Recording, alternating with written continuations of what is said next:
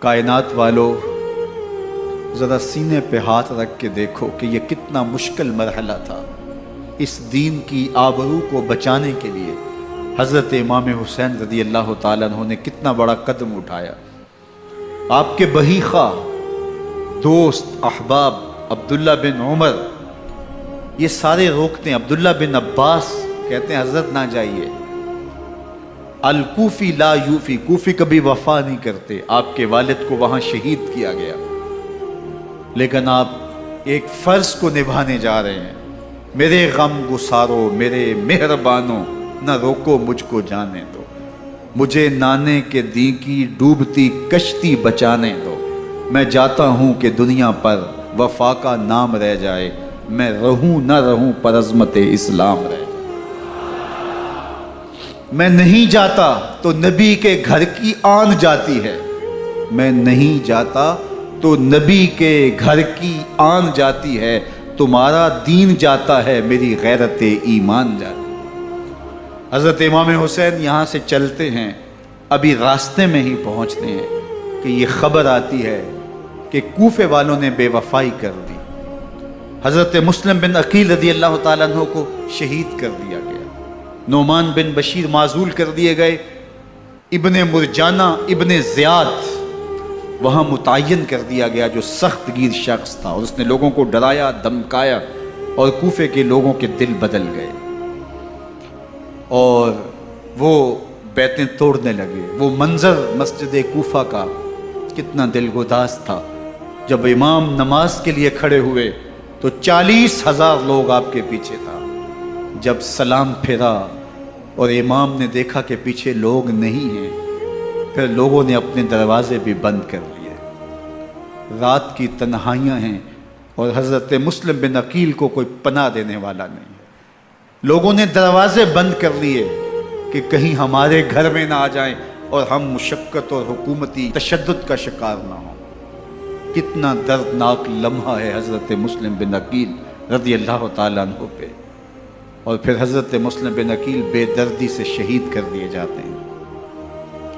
آپ ابھی راستے میں ہیں، یہ ساری کہانی پہنچتی ہے کہ حضرت مسلم شہید کر دیے گئے اور بے دردی سے شہید کر دیے گئے۔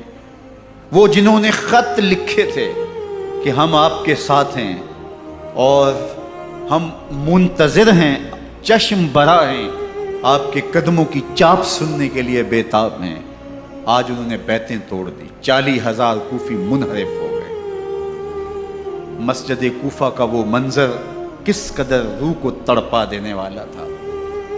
ہم پچھلے سال عصر اور مغرب کے درمیان جب کوفہ پہنچے تو سورج ڈوبنے کے قریب تھا۔ میں نے اپنی زندگی میں اتنا اداس موسم کہیں نہیں دیکھا جتنا اداس موسم کوفے میں دیکھا۔ ایسے لگتا تھا جس طرح کوفے کی آب و ہوا آج بھی شرمندہ ہے۔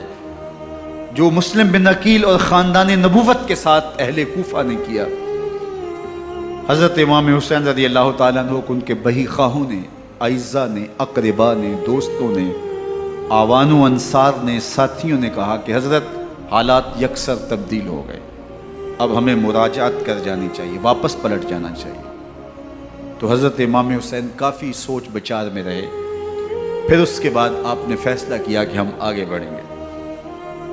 دوستوں نے کہا کہ حضرت اگر آپ آگے بڑھیں گے تو ہمیں لگتا ہے کہ وہ آپ کے ساتھ سلوک اچھا نہیں کریں گے اور آپ بچوں کے سامنے پیاس سے شہید کر دیے جائیں گے۔ تو حضرت امام حسین رضی اللہ تعالیٰ عنہ نے وہاں ایک خطبہ ارشاد فرمایا کہ لوگوں تم جو مجھے بتا رہے ہو مجھے اچھی طرح معلوم ہے، جو تم مجھے منظر پیش کر رہے ہو وہ میری نگاہوں میں ہے، اور جو کچھ ہونے والا ہے چشم تصور وہ منظر دیکھ رہی ہے۔ کیونکہ حضرت امام حسین رضی اللہ تعالیٰ عنہ کی شہادت کی خبر حضرت امام حسین کے پیدا ہوتے ہی خاندان نبوت میں عام تھی۔ حضور علیہ الصلوۃ والسلام کو یہ بات جبریل امین نے آ کے بتائی تھی جب حسین ابن علی کے ساتھ حضور محبت کا اظہار کر رہے تھے، تو یہ جبریل امین نے آ کے کہا تھا حضور آپ کا یہ بیٹا عرض طف میں شہید کر دیا جائے گا، اور کربلا کی مٹی لا کے حضور کو دی اور ام سلمہ کو حضور نے عطا کر دی۔ حضرت ام سلمہ کہتی ہیں کہ ایک دن میں سوئی تو خواب دیکھا کہ حضور کے مبارک بال بکھرے ہوئے ہیں اور سخت پریشان ہیں۔ تو میں نے کہا کہ حضور آپ کی یہ کیا حالت ہے؟ وَبِيَدِهِ قَارُورَةٌ، اور حضور کے ہاتھ میں ایک شیشی ہے، فِيهَا دَمٌ، جس کے اندر خون ہے۔ تو میں نے کہا حضور یہ کیا؟ فرمایا میں قتل گاہ حسین سے آ رہا ہوں اور یہ حسین ابن علی کا خون ہے۔ تو کہا 10 محرم کا دن تھا، دوپہر کا یہ منظر تھا، میں کیلولہ کر کے اٹھی، جب میں نے دیکھا تو وہ شیشی جس میں کربلا کی مٹی رکھی تھی وہ خون بن چکی تھی۔ تو یہ خبر پہلے دی گئی تھی، یہ بتا دیا گیا تھا۔ فرمایا میرے دوستو جو تم مجھے بتاتے ہو میں اس سے بے خبر نہیں ہوں، یہ سب کچھ ہونے والا ہے، لیکن اس کے باوجود میں کیوں جا رہا ہوں؟ تو آپ کا ایک تاریخ ساز جملہ ہے جو کربلا کے فلسفے کو ہمارے سامنے رکھتا ہے کہ یہ اتنا بڑا امتحان کیوں دیا۔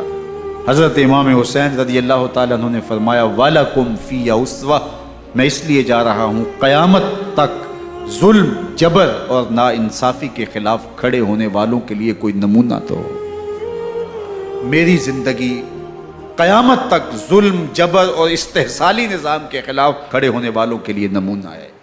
تو حضرت امام حسین رضی اللہ تعالیٰ عنہ نے حق اور باطل کے درمیان ایک سرخ لکیر کھینچ دی اپنے خون سے۔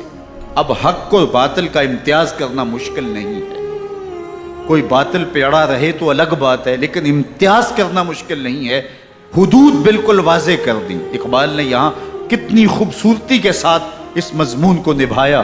سرخ رو عشق غیور از خون او، شوخی ای مصرع از مضمون او، تا قیامت قطع استبداد کر، موج خون او چمن ایجاد کر۔ ایک جہاں آباد کر دیا، حق اور باطل کی راہیں اجال دی۔ اب لوگوں کو یزید کا چہرہ پہچاننے میں دیر نہیں لگتی، وقت کے ہر یزید کا چہرہ آسانی سے پہچانا جا سکتا ہے۔ یہ معرفت زمانے کو کروائی کس نے؟ حسین ابن علی نے کروائی رضی اللہ تعالی عنہ۔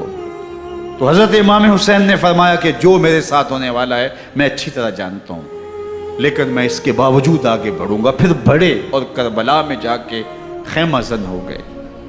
7 محرم کو پانی بند کر دیا گیا۔ پانی بند ہوا تو کھانا بھی میسر نہیں تھا، لیکن ذکر پانی کا ہوتا ہے اس لیے کہ کھانے کے بغیر انسان کئی دن کاٹ لیتا ہے، لیکن پانی کے بغیر گزر نہیں ہوتی۔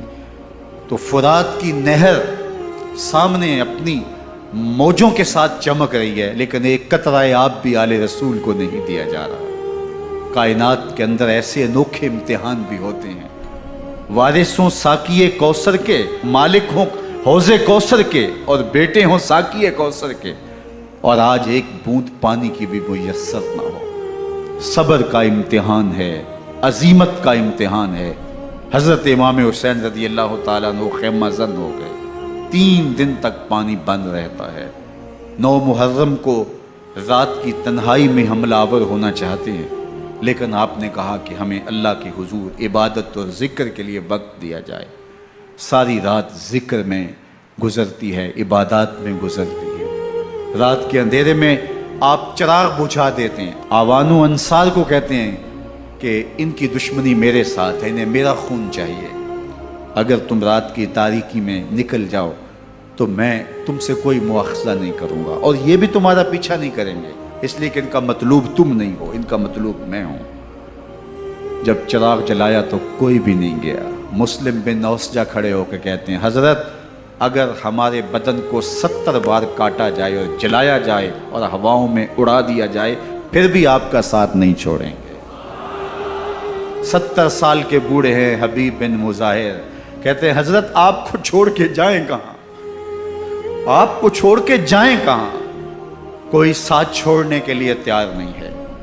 پیاس ہے، سخت گرمی ہے، کربلا کا ماحول ہے، 72 افراد اور خاندان کی خواتین میدان کربلا میں خیمہ زن ہیں۔ دوسری طرف لشکر اعداء اشقیا 22,000 کی تعداد میں مقابلے میں، ایک روایت 30,000 کی ہے۔ ان صرف 72 پیاسے لوگوں کے لیے اتنے لوگوں کو جمع کرنے کا مقصد خوف زدہ کرنا تھا۔ شرط ہے کہ یا یزید کی بیعت کر لیں محاصرے توڑ دیں گے، پانی دستیاب ہوگا، اعزاز و اکرام سے نوازا جائے گا، خزانوں کے منہ کھول دیے جائیں گے۔ لیکن حسین ابن علی کہتے تھے سب کچھ لٹ جائے گا، باطل کے ہاتھ پہ ہاتھ نہیں رکھو۔ اللہ اکبر۔ اب صبح طلوع ہوتی ہے، عاشور کا دن چڑھتا ہے، سورج اپنی پوری تمازت کے ساتھ گرمی برسا رہا ہے۔ آج خاندان نبوت کا امتحان زمانے نے دیکھنا ہے۔ رسول اللہ کا لعاب چوسنے والا، اس کے صبر کا آج امتحان ہے۔ حضور کے کندھوں پہ کھیلنے والے حسین کا آج امتحان ہے۔ اللہ اکبر۔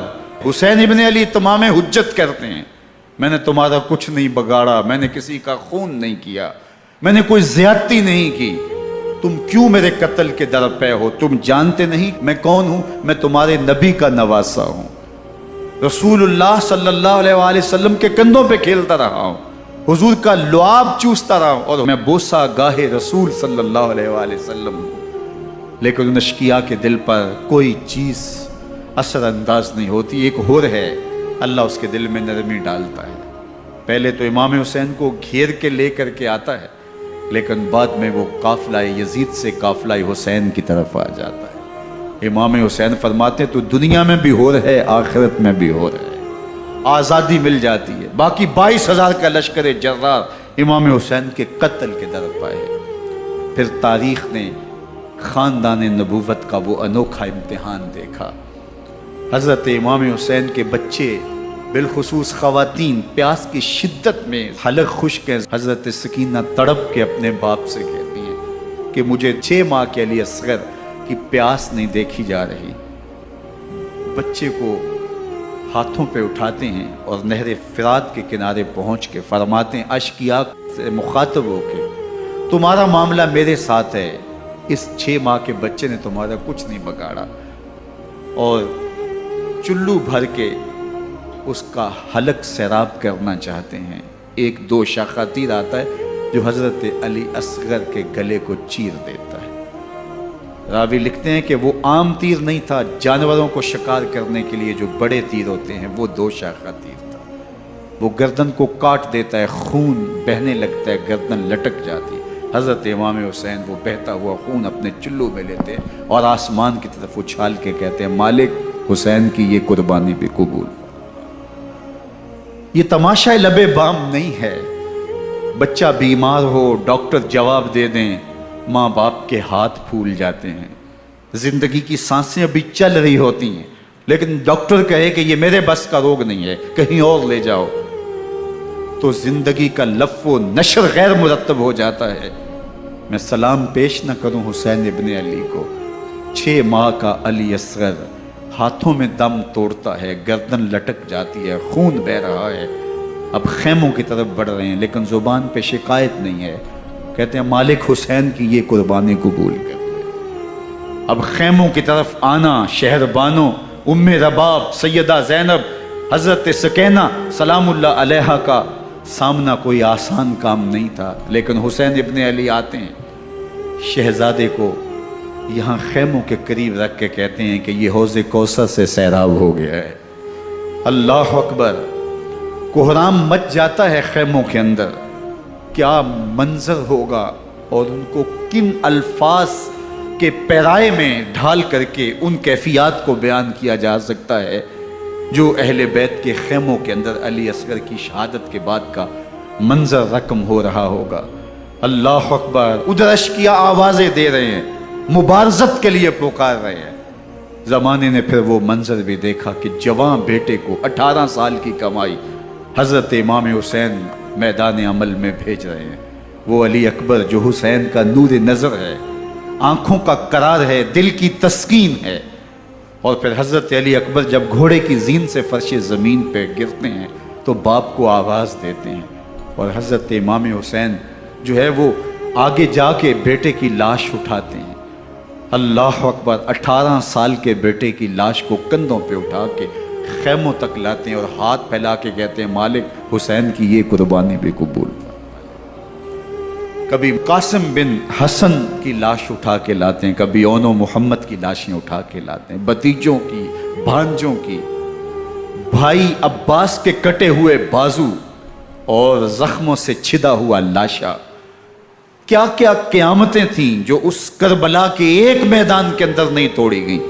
حضرت امام حسین پر دکھ پہ دکھ، تکلیفوں پہ تکلیفیں، اب 71 لاشیں اٹھا کے خیموں تک پہنچا چکے، اور ادھر مبارزت کی دعوت دی جا رہی، آؤ میدان عمل میں آؤ، اب دیر کیوں کر رہے ہو؟ رسول اللہ کا حرم، رسول اللہ کی شہزادیاں جو نازوں میں پلی تھی، وہ کلیاں جو شبنم کا بوجھ بھی گوارا نہیں کر سکتی تھی، آج مصیبتوں کے پہاڑ ٹوٹ گئے۔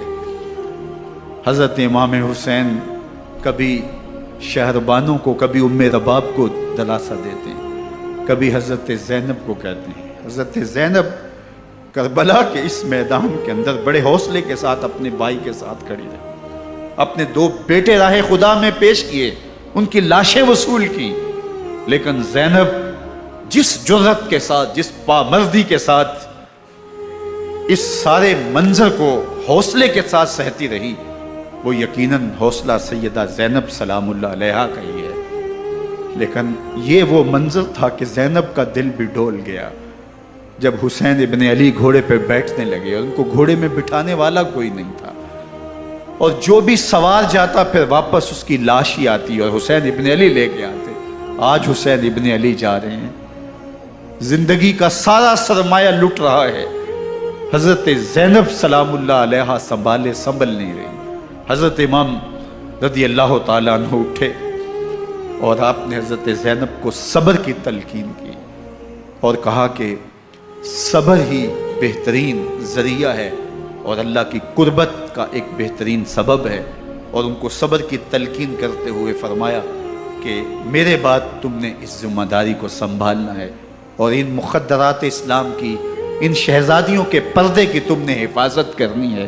اور پھر گھوڑے کی زین کس کے امام حسین لشکر اشقیاء کی طرف بڑھتے ہیں۔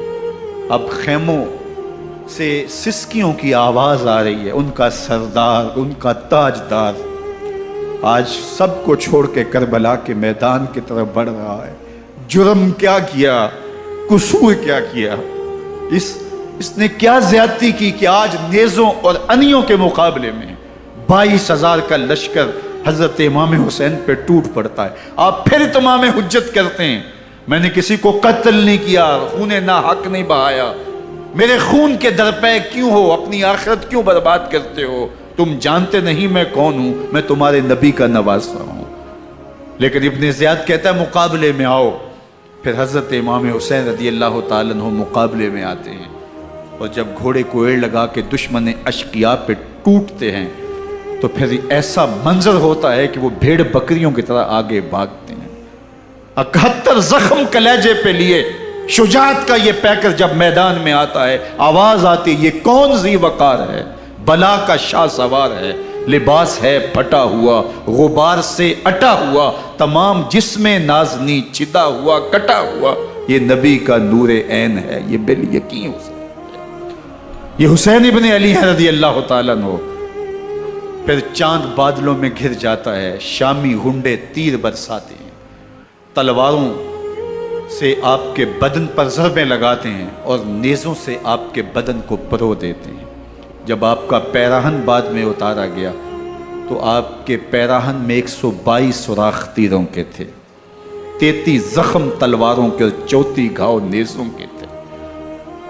جب گھوڑے کی زین سے فرش زمین پر آئے، بدن چھلنی تھا، زخم سے خون بہ رہا تھا، 3 دن کا پیاسا حسین، اللہ اکبر، بدن زخموں سے چور، 71 لاشیں کلیجے پہ لیے، مخدرات اسلام کے پردے کا خیال دل میں الگ ہے، لیکن گھوڑے کی زین سے جب فرش زمین پہ امام حسین آتے ہیں، زبان پہ ہائے نہیں، نالا و شیون نہیں، چیخ و پکار نہیں، آتے ہی پیشانی سجدے میں رکھتے ہیں اور پکارتے ہیں اللہم ردن بقضائک وصبرن علی بلائک تسلیما لامرک سبحان ربی العالی۔ مالک گھر لٹا کے، بچے لٹا کے، خاندان سب کچھ قربان کر کے، اپنے بدن کو زخموں سے چھلنی کروا کے، تیروں اور نیزوں کی انیوں سے اپنے آپ کو زخمی کروا کے، تیرے حضور سر جھکا کے یہ اقرار کرتا ہوں کہ حسین تیری تقدیر پہ راضی ہے۔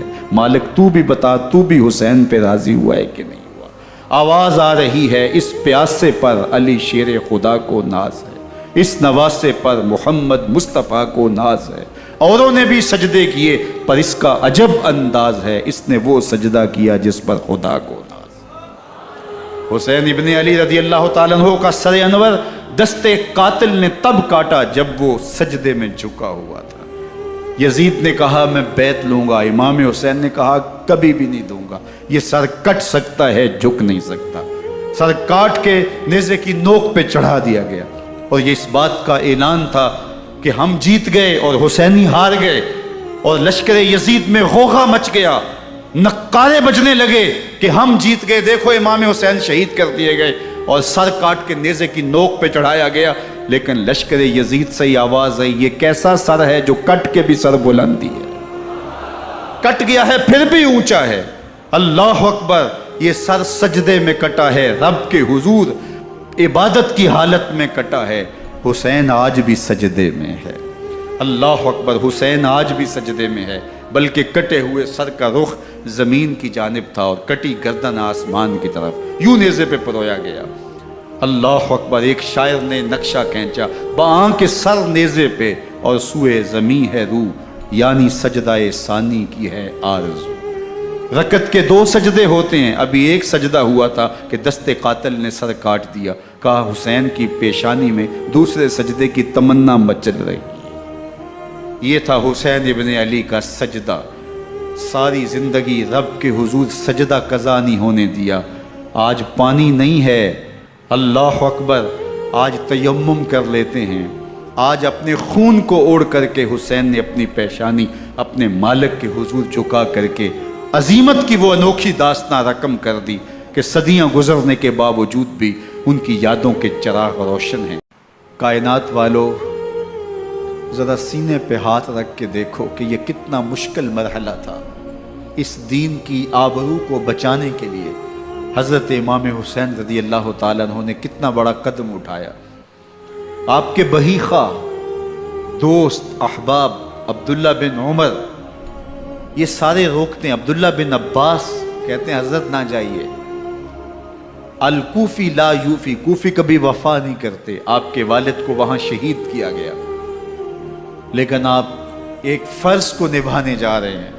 میرے غم گسارو، میرے مہربانوں، نہ روکو مجھ کو جانے دو، مجھے نانے کے دی کی ڈوبتی کشتی بچانے دو، میں جاتا ہوں کہ دنیا پر وفا کا نام رہ جائے، میں رہوں نہ رہوں پر عظمت اسلام رہ جائے۔ میں نہیں جاتا تو نبی کے گھر کی آن جاتی ہے، میں نہیں جاتا تو نبی کے گھر کی آن جاتی ہے، تمہارا دین جاتا ہے میری غیرت ایمان جاتی ہے۔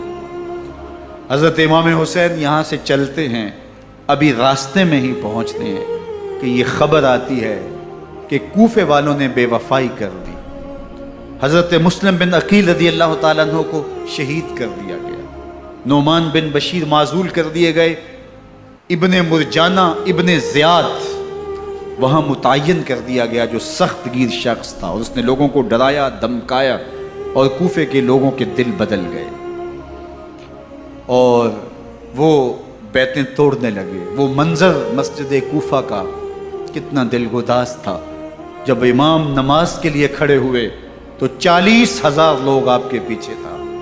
جب سلام پھیرا اور امام نے دیکھا کہ پیچھے لوگ نہیں ہیں، پھر لوگوں نے اپنے دروازے بھی بند کر لیے۔ رات